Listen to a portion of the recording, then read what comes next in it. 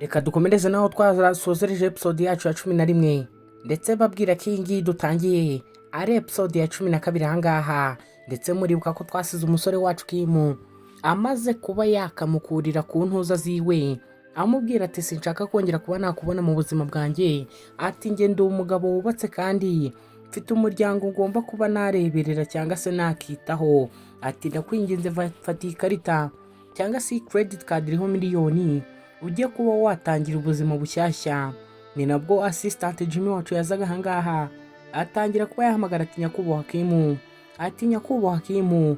Yashakaga kugira ibyo amubwira ariko Kim we ntiyari kuba yamwumva. Yese amubwira ati ndumva nshaka kuba nabwiza umukobwa ukuri, ati kuko birandemereye gukomeza kuba nakubika, ati ndashaka kuba namubwiza ukuri. Assistant Jimmy niko kuba yatangira kubwira boss wiwe ati humura ibyo ngibyo bifate nk'ibyakozwe, ati ndaza kuba nategura ahantu muri buze kuba mwahurira rwose. Umukobwa nawe ni hangaha yibwiraga ati ibyo uri kuba watekereza kuba wakora, ati njye ntabwo ndi bubashe kwemerera ko bibasha kuba byaba rwose, ati gute watinyuka kuba wandika ukaba wahitamo kuba wakundana n'uriya mukobwa kandi ntabishaka cyangwa se tutarabipanga. Mbibutse uyu mukobwa nta hantu na hamwe ahuriye n'uriya musore wacu Kim usibye kuba yarakoraga muri hoteli yabo cyangwa se muri kampani y'iwabo, ariko muri iyi minsi aho yari yaraboneye iriya saha yari yaramuhaye amahirwe ndetse ikagikomeza imwongozi n'amushuka imubwira ko ari umugore w'uriya musore. Ahangaha yakomeza agacura imigambi mibi avuga ati ibyo umusore ari gupanga agomba kuba yabizambaguza ntabijyemo.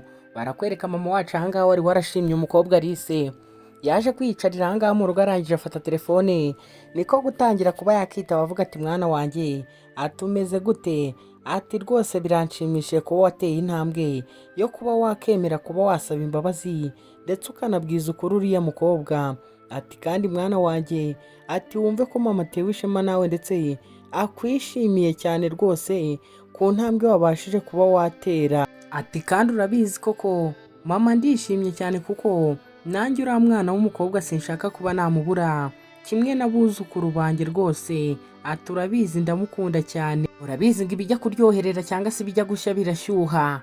N'iyi seri yacu ubwiri kuba yaryoha mutekereze ikigiye kuba cyakurikiraho, ese kagiye kuba karangirira ahangaha ntabwo tubizi, ariko icyo nabasaba ni uko mwakomeza kuntiza amatwi ndetse mukantiza n'amaso yanyu, mbasaba kuba abatarakora subscribe bayikora kuko turi mu cyumweru cyo kuba twatanga subscribe, ndetse mujye no muri comment mutubwire ukuntu muri kuba mwabona iyi nkuru yacu nibasha kuba yabashimisha, muze kuba mwadushyiriramo imitima myinshi ndetse mutubwire n'ikindi cyifuzo cyanyu, kandi nimuza kuba mwayikunda cyane muze kuba mwadukandira kuri like ndetse mukore na share ku bantu banyu birebera inkuru nziza kandi zigira amasomo zitwigisha mu buzima. Nyuma y'igihe kinini umusore yari amaze abeshya umukobwa ahangaha yari yemeye kuba yamubwiza ukuri ndetse mama wacu nawe yari yishimye.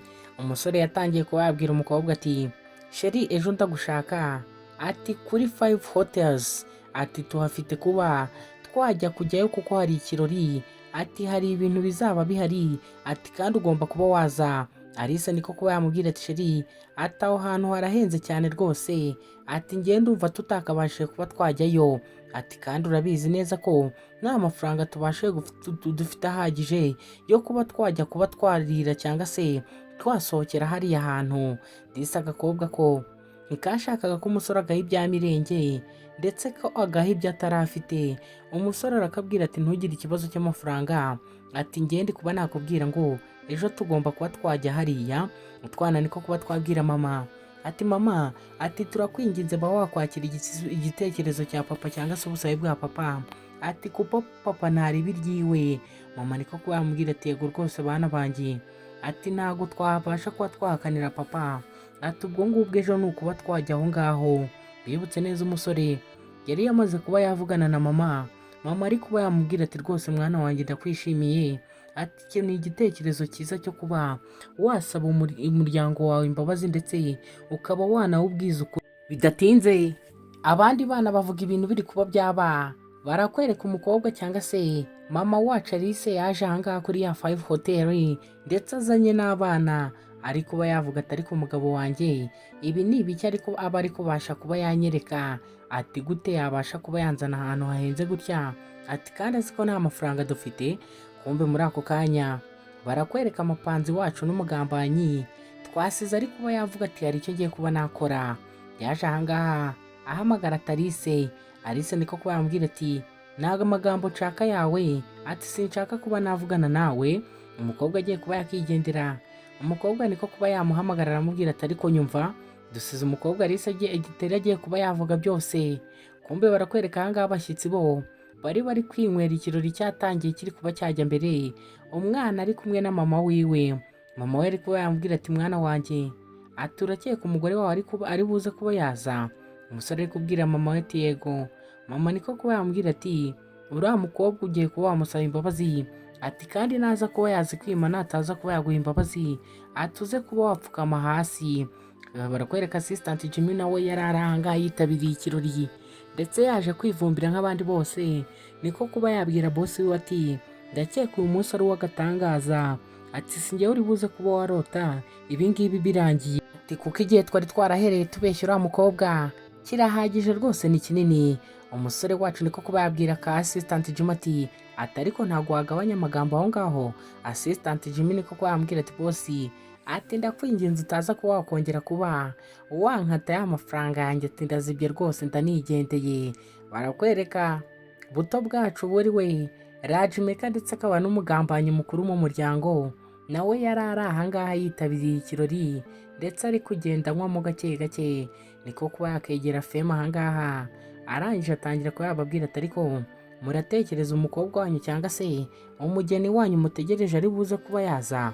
Mama niko kuba yamubwira ati tegereza wowe uraza kububona, ati ibyo uri kuba wavuga ntabyo uzi. Umusore yatangiye kuba yababwira ati ubu ngubu tugeze saa 10, ati sinzi niba rero umukobwa wanyu atari buze kuba yabatenguhada, ati ngenda aba nibereye ahangaha ndi kuba nakirira ninywera, ati n'ubundi biryo sinigeze mbyishyura. Umusore we Kima ahangaha yarababwiye ati mu ntizi segonda mbanze mbe namuvugishaho gatoya. Kumva umusore agiye kuba yahamagara umukobwa. Muri ako kanya umukobwa nawe yari ari kuba yahatera ibirenge ndetse yazanye n'utwana ariko aza yarakaye.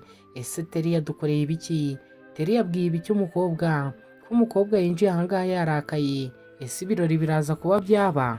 Kim wari witeguye kuba yasaba imbabazi yaje yirukanka ahangaha ahamagara ati sheri, ati se kubera iki wari watinze? Kim kureba neza, sheri yaje yarakaye ndetse atangira no kuba yamwiyaka, atangira kuraranganya amaso areba abantu bose bari aho ngaho ndetse kureba neza abona na mama w'umusore ari aho ngaho. Yatangiye kuba yamubwira ati sheri, ati reba aba bantu bose bakuzengurutse, ati urebe n'inzoga bari kunywa n'ahantu bahagaze, ati ni ahantu hahenze rwose, ati kwanza ndekura, ati kubera iki wabashije kuba waba muri iki gihe wihishe mu binyoma gusa? Ati watekerezaga ko ukuri kwawe kutazabasha kuba kwamenyekana? Disa ahangaha umugambanyi wacu Teri ibyo yari yadukoreye ntago byari ibyina ndetse nta nubwo byari bisanzwe, ndetse ibintu yari yabashije kubwira uyu mukobwa Alice niko kuba yamubwira ati sheri njye ndambiwe ibi binyoma, ati sinkunda umuntu mbeshya. Kim niko kuba yamubwira ati sheri ariko nari niteguye kuba nagusaba imbabazi, ati nuko ndi kubona waje warakaye. Alice niko kuba yamubwira ati n'umugabo twahuye imyaka 5 ishize, ati nuko nguko yabashije kuba yambwira rwose, atari abagabo muri bamwe, ati nta hantu mubashije kuba mutandukaniye, ati ubu ngubu ati ngiye kuba nava ahangaha ngende, ati kandi nizere kuri buze ko wasigara wishimye nyuma y'ibinyoma byawe byose wambeshye, ati gute twabashije kuba twabana bene aka kageni, ati ukangira ikigoryi, ati ngiye kuba nagenda, ati nizere ko utazabasha kuba waza kuba wanshaka, ati ubundi gute ndi ikimara? Kim disi we yari ari kuba yamubwira ati babarira, ari kuba yamubaza ati ninde wabikubwiye? Alice akibuka ukuntu Teri yamubwiraga ati se urabizi ko Kim ari we CEO wa Kim Group cyangwa se wa Kim Company? Alice akamubwira ati ibyo ngibyo byo ntabwo ari aka kanya, ati cyangwa ntabwo bikureba, akibuka aramubwira ati umugabo wawe yakomeje kuba yaguhisha kubera ko atagukundaga, yashakaga kuba yakirindira mama wiwe uri hariya. Ati se hari ikintu utigeze ubona? Uyu mukobwa Aneti nako Soliteri yari yagiye araduteranya rwose, ndetse atwambika izina ribi ahangaha mu muryango wacu, kugera ubwo yabwiraga umukobwa ati umugabo wawe cyangwa se wowe wita umugabo wawe, ati nta na rimwe yigeze agukunda pe, ati nta na rimwe yigeze agutekerezaho, ati kuko iyo aba agukunda yari kuba yarakubwije ukuri kose. Umukobwa Aneti niko kuba yatangira kuba yamwereka hano video yose, ari kuba yaganira na assistant Jimmy muri biro, ndetse ari kuba yamubwira ati ngiye kuba nabwiza umugore wanjye ukuri. Ibi ngibi byose Teri yakoze kari akazi katarakiwe, ndetse kari akazi kagombaga kuba kakorwa na nyir'ubwite, akaba ari uza kuba wakibwirira umugore we ibi byose, ndetse n'impamvu yabashije kuba yabikora. Ndetse mwibuke ibi byose Teri uri kuba wabikora nawe ari mu kagambane na murumuna wa Kim ari we Rajmaker, ndetse ahangaha akaba yaramusezeranyije ko nabasha kuba yagabana cyangwa se yafata kimwe cy'imitungo ya kabiri muri kampani z'iwabo, azabasha kuba yamuha umwanya ukomeye iwabo. Teri yakomeje amubwira atangaha ati rwose wowe ati uba wibwira ko ufite umugabo buriya, ati uriya nta mugabo burimo rwose, ati yakagombye kuba yarakubwije ukuri. Alice yakomeje amubwira ati imodoka nziza wagendagamo, ndetse bakaguha na assistant Jimmy, ati kubera iki ibyo byose ntabashije kuba nabitekereza, cyangwa se ati kubera iki natabashije kuba nabibona, ati ahubwo buri gihe amaso yanjye yasaga nafunze, cyangwa se ari kwereka ikintu kimwe. Kim ati ariko sheri, ati wambabarira ukaba wanyumva bwa none, ati nashaka kuba nakubwiza ukuri. Alice niko kuba yamubwira ati wibeshye rwose, amazi yamaze kuba yarenga inkombe, ati ubu ngubu ndumva nta kuri niteguye kuba nakakira, cyangwa se ndumva nta kintu ntegereje kuba nakakira mu buzima bwanjye kivuye kuri wowe. Rajmaker ku ruhande yari ari guseka. Alice akomeza avuga ati kandi nizere ko ibyo binyoma byawe wabashije kuba wambeshya, cyangwa se ibyo binyoma twabanyemo, ati byagushimishije. Alice niko kuba yakikubita aragenda, utwana natwo dusigara tubwira papa watwo ati hano, ati papa nawe koko, ati ntago nakizera ko ari wowe ukoze ibi ngibi mama. Agashiki kewe nako niko kuba kambwira ati papa, ati uradutengushye rwose, ati reka tubashe kuba twakivira ahangaha twigendere. Abantu nabo basigaye aho ngaho, ndetse abantu urabizi baba bafite amagambo. Umusore wacu Kim asigara ahangaha afite umujinya mwinshi. Rajmaker we yari ari kwinywera ahangaha ari kuba yaserebura avuga ati nyuma na nyuma, ati intsinzi tubashe kuba twayigeraho. Barakwereka ahangaha Alice yaje yarakaye, ndetse yanungunuye yarakaye rwose, ari kuba yavuga ati ngiye kuba nagenda. Utwana niko gutangira kuba twamubwira ati se mama, ati koko tugiye kuba twasiga papa, ati kandi ibi ngibi ntago ari byo.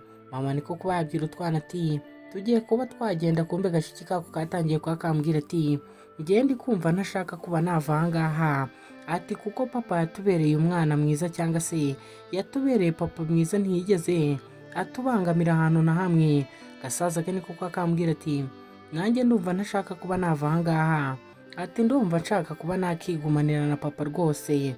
Ubwana kumva ahangaha bwo bwari bwaramaze kuba bwakishimira umugabo, ariko mama yari yararahiye ko nta zindi mpuhwe cyangwa se nakongera kuba twababarira umuntu uzatubeshya. Bibutse ibi byose ni depression yatewe n'umugabo ngo wabashije kuba baryamana wamucuza ubusugi, cyangwa se wamutwaye ubusugi bwiwe, ndetse akaba yamutera inda y'impanga, nabashe kuba yamufasha kurera abana bari ahangaha. Gusa icyo atarazi, aha hantu uru rugo yari agiye kuvamo yabanje guhindukira neza, abanza yarwitegereza ngo arebe urugo agiye kuba yasiga. Arureba neza rwose, rwari urugo rwiza, ndetse namwe muri kuba mwabibona. Ndetse uyu mukobwa wacu Alice icyo atarazi, uwo yari agiye kuba yasiga, cyangwa se urugo yari agiye kuba yasiga rwonyine nirwo yakagombye kuba arimo, kuko niho mu rugo, ndetse ni naho imuhira w'abana, ni naho imuhira wiwe, ndetse ni naho imuhira wa papa w'abana be, ndetse akaba n'umugabo we. Yatangiye kwibuka utwana tumubwira ati mama, ati inzu yacu rwose ni nziza, akibuka atekera umugabo we. Utwana tubwira papa watwo ati papa, ati mama yagutekeye inyama iryoshye ahangaha ati rwose ati warya ukumva. Papa nawe nibwo yajyaga arya akabwira umugore we ati ibi biryo rwose biraryoshye, ati watetse cyane ndetse ibi biryo wabitetse neza kurusha umushefu wo mu rugo. Mama disi akana karamubaje ati se mama ati urumva ushaka kuba wasohoka muri iyi nzu ni ukuri? Mama niko kuba yabwira abana ati bana banjye mureke tube twava ahangaha, ati ndumva nta kintu gisigaye cyo kuba twaba turi kuba twakora muri iyi nzu. Se ari wowe uri gukina muri iyi nkuru wafata icyemezo cyo kuba wasiga umugabo ngo ni uko yagutaye, cyangwa se wabifata wowe mwanzuro wabikoraho iki? Barakwereka bamaze kuba bava aho ngaho, umugabo yaratashye ndetse yisanga ari muri yanze ari kuba yayibamo wenyine, ari kwibaza ati so noneho ubu ngubu ati ibi ngibi ndabyita ngo iki? Ati ndaza kuba nakora iki? Disi umusore nanjye ubwanjye arambabaje, ariko ubwo umugore abashe kuba yagenda ariko nyuma y'ibibi haba hagomba kuba hazaho ibyiza. Yaravuze ati ngomba kuba nagaragaza, cyangwa se nicyo gihe ngo mbashe kuba nagaragariza urukundo nari mfitiye umugore wanjye, cyangwa se mfitiye umugore wanjye kandi ari we Alice. Disi umusore nawe ahangaha yakundaga umukobwa wacu Alice, ariko Alice ntiyari ari kubasha kuba yabibona muri aka kanya. Kuri iyi nshuro umusore wacu Kim noneho agiye kuba yakora iki? Araza kuba yabigenza gute kugira ngo umukobwa abe yamwumva?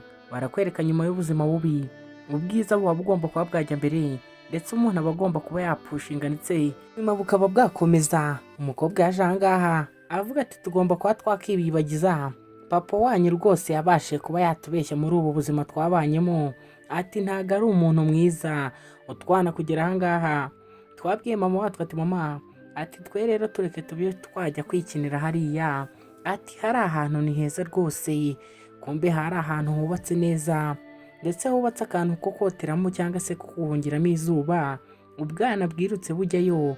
Mama wacu asigara ahangaha, tumba ahangaha kureba neza hari umuntu wari wibereye hano mu kibuga ari kuba yakina twa dupirizo tumwe tuba duponze.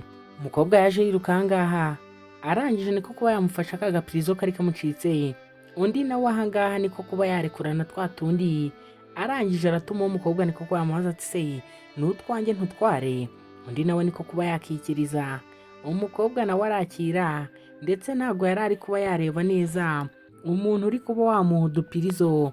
Disi umukobwa ahangaha yari yishimye, ndetse n'ibingibi biba bigomba kuba byaranga ubuzima bwa muntu, haba hari ikibazo haba hari ibisubizo uba ugomba guhora wishimye kandi ukareba neza kuko ibyo byishimo byawe nta muntu bigize uwo biteye ikibazo.